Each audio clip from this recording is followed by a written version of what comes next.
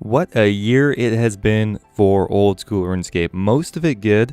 However, this was a pretty large year for RuneScape controversies. So in today's video, I wanted to have a look back at the spiciest moments of 2018. I'm going to be having a look at my favorite controversies of the year. Now, I don't really know how you're going to quantify what is my favorite or not. Almost all of these events were controversial or negative for the game, so I wouldn't really say I have a favorite, but whatever one had the largest impact or is just the craziest overall. Anyway guys, I hope you enjoy and let's get started. So unlike most of my normal videos, I am going to be ranking these in order, at least in my opinion, of what I think is the most controversial update or event of 2018. Anyway, with that being said, coming in at number 10 is warding. The dev blog for warding came out in October, so not that long ago. And while this was a controversial update, it was pretty civilized overall. There's a lot of people who don't want warding into the game, understandably, and there's a lot of people who do want warding in the game. It kind of just ends up boiling down to people who don't really want a new skill and people who would like a new skill. And there are quite a few people who don't want this skill. It's a huge update and it's going to have a huge impact on the game and really change Old School RuneScape forever. This is no longer 2007 Scape. This is its own game now, so I think it's already been irreversibly changed for the better, in my opinion. Coming in at number 9 is the Revenant drop table buff and then subsequent nerf. So this happened back in February, quite a while ago now. It seems, well, a year ago, I suppose. While Revenants had been out for a while at this point, the moderators thought that they were still underpowered or at least below the GP rate that they had pulled it at. So on February 8th, they implemented a buff. Not only did they actually buff the median GP per hour just by increasing the number of items you get from certain drops and just the value of other ones, but they also replaced the 100 at a time drops of like the Dragon Plate legs or the Dragon Plate skirts with the new statuettes.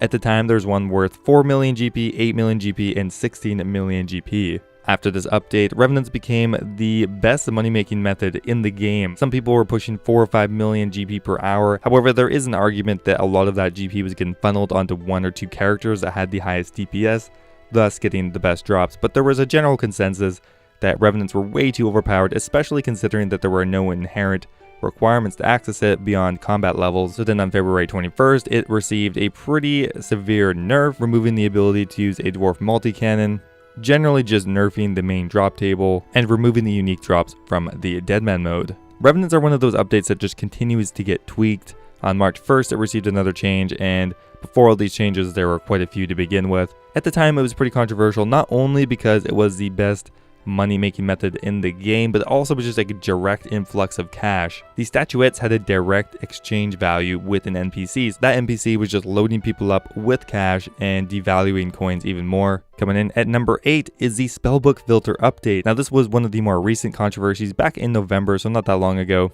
The Spellbook Filter update was originally intended for mobile because on mobile the icons were way too small, so you were not able to actually interact with your magic spellbook very effectively because of how fat your fingers are. Well, not your fingers specifically, just people in general. Their fingers are pretty big. So after that update went live for mobile, they started working on it for desktop because they thought it was only fair. However, stepping back a minute first, when mobile was first being developed, the moderators assured us that the mobile updates would not impact PC at all, but that does not really seem to be the case, so that's a part of the root of this controversy. So anyway, the Spellbook Filter did finally get pulled for PC, and now the first time it got pulled, it did pass. However, after a bit of a backlash from the PK community, they decided to repull it again. Now the reason for this is because on mobile, the icons expand to be larger as you reduce the amount of icons, so you can actually increase the size of your teleports or your ancient spellbook icons or whatnot, and the PK community thought that was reducing the skill ceiling. So after that, it got repulled, so this is the second time a poll is live. However, when they wrote the poll,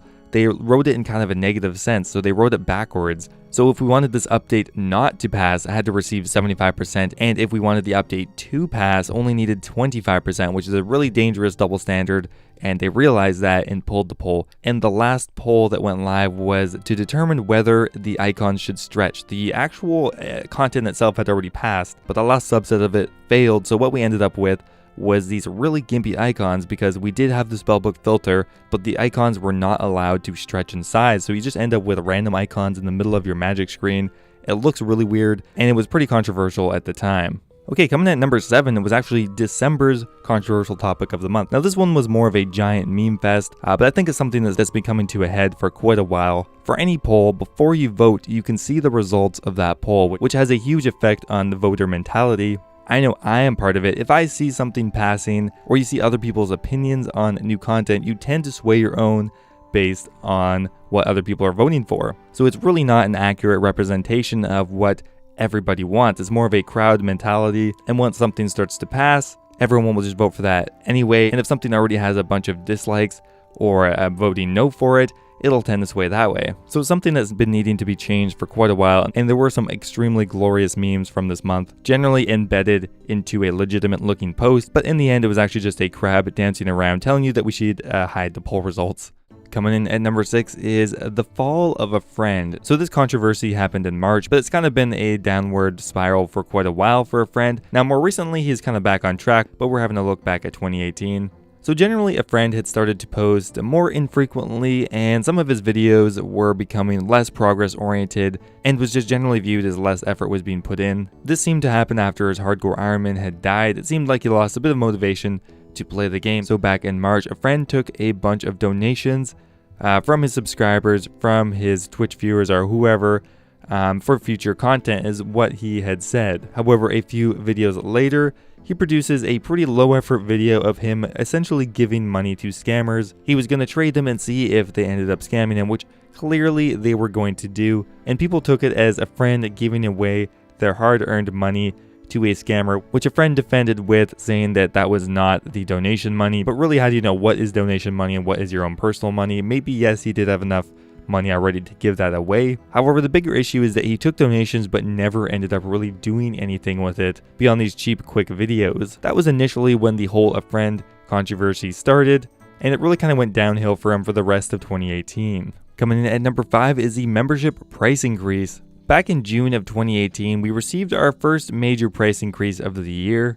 Both the price of bonds and the monthly subscription went up a fairly significant amount, and there was a pretty big backlash from this. There isn't really an inherent issue with charging more for your subscription service over time to counteract stuff like inflation or rising operation costs or stuff like that. And while yes, they have hired more content devs, more QA testers, stuff like that, when you keep the entire scope of this game and other games in its genre in mind, it's really expensive. It was expensive when it was $8 a month.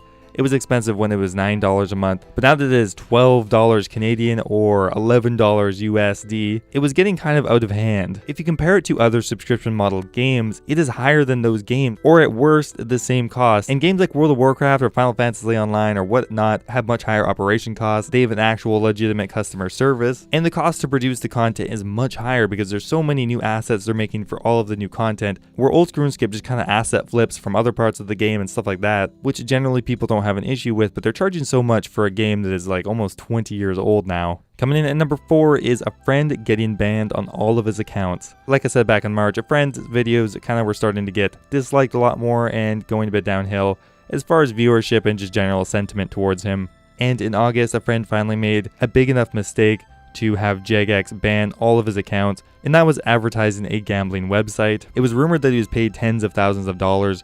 Some people even say 100,000, but I really doubt that. But anyway, because of this, a friend got banned on all of his accounts, which was kind of just Jagex sending a message to the community saying that this was not okay. And I do think it was probably a fair decision. Now, they have let him recreate accounts, so his person itself was not banned, just the accounts that broke the rules and any other accounts that were associated with him at the time. What's kind of interesting about this is this could have actually been the best thing for a friend. I think he was getting bored with the game, but having everything reset, you have so many more goals to go for, so much more content ahead of you now, and way more options for videos. While I'm sure he didn't want to get his accounts all banned, and I'm sure he didn't want to get all this negative press for so long, in the end, it may have just benefited him because now his videos seem to have regained more of the quality that he had had in the past, so we'll see where he goes from here. Coming in at number 3 is Runelight getting threatened with a lawsuit. Now, this was happening back in May.